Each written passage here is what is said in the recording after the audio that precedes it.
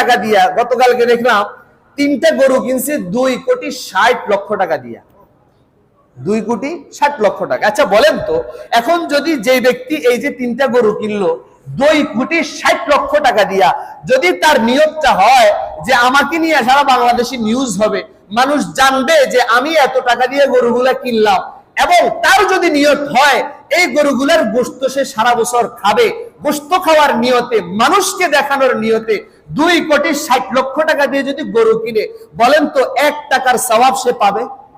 আর একটু জোরে বলেন, পাবে?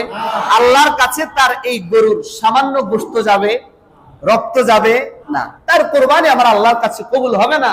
এই জন্য আমার ভাইয়েরা, সর্বপ্রথম কোরবানির ব্যাপারে যেটা আমি বলতে চাই, এবং যেই ব্যাপারে আমাদের সকলের একত্রবদ্ধ হতে হবে এবং সংকল্পবদ্ধ হতে হবে, যে আমি আমার কোরবানি দিব একমাত্র কার জন্য?